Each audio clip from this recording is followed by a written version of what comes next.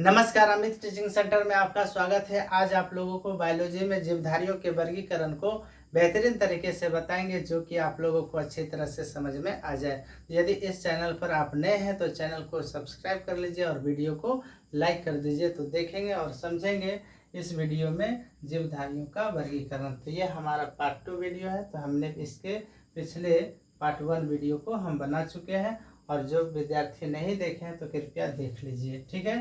तो हमने part 1 video में बता रहे थे कि R.H. हट्टेकर द्वारा समस्त जीवों को क्या किया, 5 जगतों में विभाजित कर दिया था, यानी कि वर्गीकृत कर दिया गया था। अब यहाँ पर समझेंगे कि कहीं कहीं आपको देखने को मिलेंगे R.H. हट्टेकर और कहीं पर आपको मिलेंगे R.H.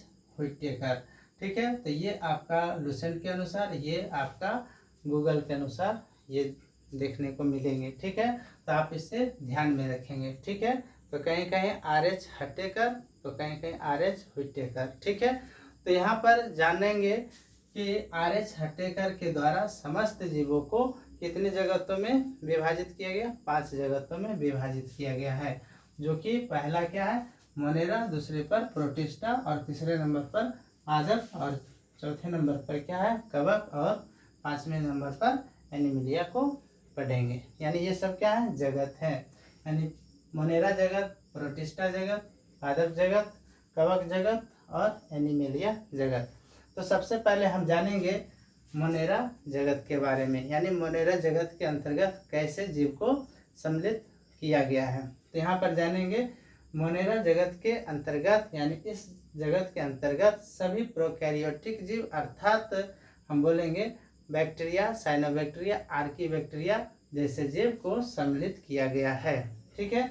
और इसमें एक पॉइंट आप ध्यान में रखेंगे कि तंतुमय जीवाणु इसी जगत के भाग हैं। यानी तंतुमय जीवाणु किस जगत के अंतर के भाग हैं, तो ये मोनेरा जगत के भाग हैं, ठीक है। तो आप याद रखेंगे तंतुमय जीवाणु इसी जगत के भाग हैं। किस जगत के, तो मोनेरा जगत के भाग हैं।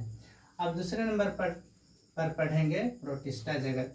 यानी प्रोटिस्टा जगत के अंतर्गत कैसे जीव को रखे गए हैं, तो इस जगत के अंतर्गत विविध प्रकार के एकोष्कीय जीव तथा प्रायः जलीय यूकेरियोटिक जीव को सम्मिलित किया गया है।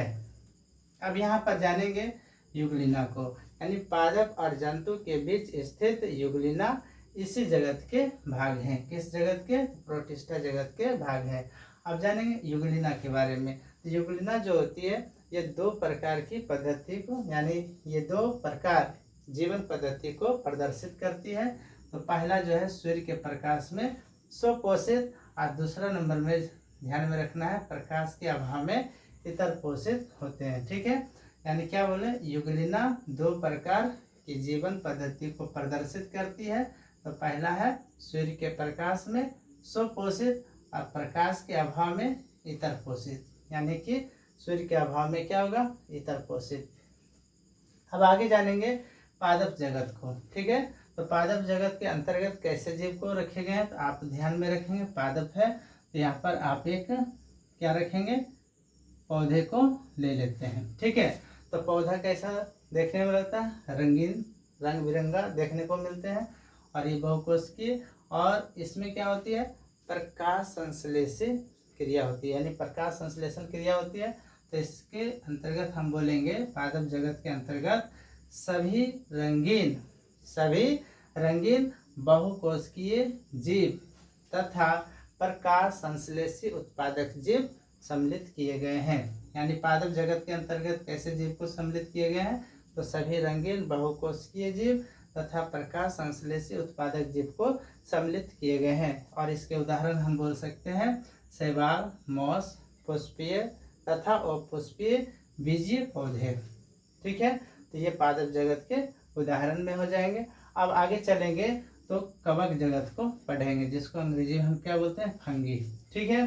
तो यहाँ पर जानेंगे कि इस जगत के अंतर्गत कैसे जीव को रखे गए हैं। यानी इस जगत के अंतर्गत वे यूकैरियोटिक तथा परपोषित जीव को शामिल किया गया है, यानी सम्मिलित किया गया है, जिनमें अवशोषण द्वारा पोषण होता है। फिर से समझेंगे, इस जगत के अंतर्गत वे यूकैरियोटिक जीव तथा परपोषित जीव को सम्मिलित किया गया है, जिनमें अवशोषण द्वारा पोषण होता है। अवशोषण द्वारा क्या होता है? पोषण होता है। अब जानेंगे आगे कि ये सभी इतरपोषी होते हैं, यानी कि क्या बोलेंगे? ये सभी इतरपोषी होते हैं। कवक में क्या बोलेंगे? कवक सभी इतरपोषी होते हैं। आगे है, यह परजीवी अथवा मृतोपजीवी होते हैं। क्या बोलेंगे? कवक जो होते हैं परजीवी अथवा मृतोपजीवी होते हैं। अब यहाँ से आगे पॉइंट याद रखना है कि इसकी कोशिका भित्ति क्या चीज़ की बनी होती है? काइटिन की बनी होती है। तो कैसे ट्रिक से याद रखेंगे? तो को से कवक, को से काइटिन। तो कोशिका यानी कोशिका भित्ति किसकी? तो कवक की कोशिका भित्ति क्या चीज़ की बनी होती है?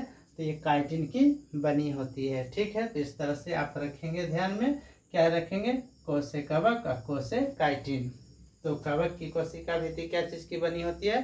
तो काइटिन की बनी होती है।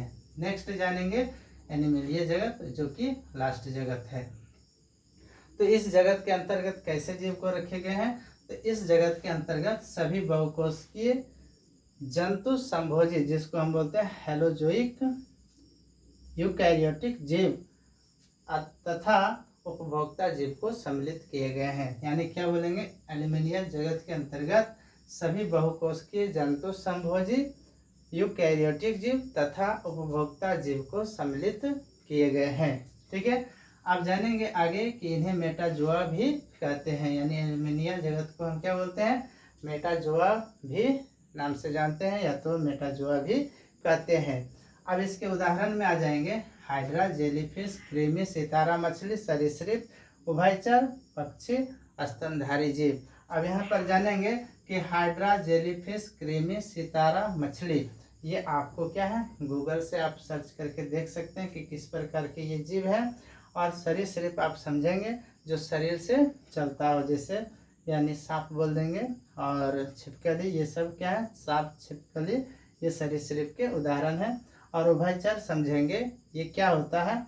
तो जो जल यानी वैसा जीव जो जल में भी रहता है और स्थल पर भी रहता है। जैसे में मेढक, ये पानी में भी रहता है और स्थल पर भी रहता है। तो ये क्या हो गया? उभयचर। और पक्षिक तो आप समझ ही रहे। और स्तनधारी जीव किसको बोलते हैं? जिसमें स्तन, यानी वैसा जीव जिसमें स्तन पाया जाता हो। यानी कि हम बोल सकते हैं स्तनधारी जीव किसको बोलते हैं? जिसको स्तन मतलब हो गया थन। ठीक है, स्तन मतलब क्या हो गया? थन। तो ऐसे जीव में अगर स्तन पाया जाए, जो जीव में स्तन पाया जाएगा तो उसको क्या बोलेंगे? स्तनधारी जीव। तो यहाँ पर समझेंगे नर और मादा क्या होती है? नर और मादा दोनों क्या है? यह स्तनधारी जीव है। तो बस इतना ही। नेक्स्ट वीडियो देखने के लिए हमारे चैनल को सब्सक्राइब करें और इस वीडियो को शेयर करें। जय हिंद।